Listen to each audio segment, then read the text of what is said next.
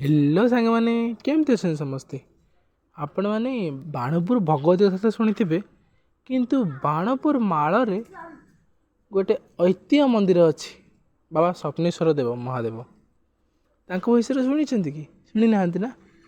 आसतु आम आज जा जानते बहुत दिन है मुझे जीवी जीवी होती किंतु जापार नी आज मो भाई कहला चल तते आज स्वप्नेश्वर महादेव मंदिर बुले आणुची आ भाईर मोर बाहर पड़लु स्वप्नेश्वर महादेव मंदिर गोटे लिंगरे 1008 लिंग कथा आप जानते ये हूँ से लिंग जहाँ स्वप्नेश्वर महादेव मंदिर रे उपस्थित अच्छी ये मंदिर कारुकार्य इतिहास भी वर्णित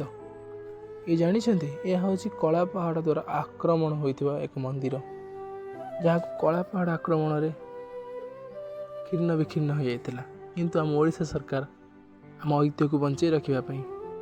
आपको भूमि तलु एवं पत्थर तलु बाहर कले आउ यार कारुकार्य बहुत नियारा देखंतु छुंची मुनरे काम एमती आम कोणार्क मंदिर छुंची मुनरे काम होइछि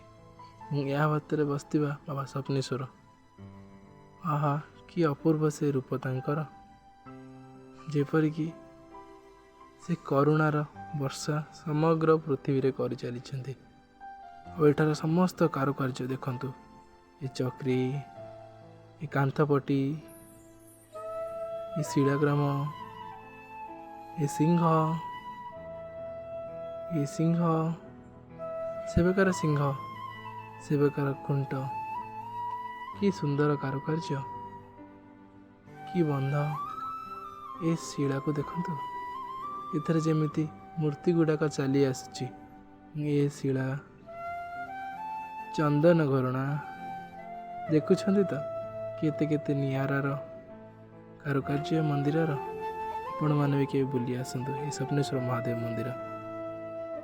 जदि भी कला पहाड़ भांगी किसी कथा नहीं आम मैंने आम ऐतिह्य को बंचाई रखा यही स्वप्नेश्वर महादेव मंदिर रे जो ये लिंग देखुना आसतु जदि विश्वास न हो लिंगर प्रत्येक लिंग को गणी देखु 1008 लिंग पाइबे आपण मैंने आम ओडिशा सरकार यह उद्धार करिपाई तो आम ओडिशा एपर्यंत ऐतिह्य स्थली आपण आम मंदिर एवं आम प्रांगण केमती लगिला कमेंट करंतु आ गोटे था शुणु ए मंदिर केवल देखा सुंदर नुहे यार परिवेश यार प्रकृति बसी जाइथिबा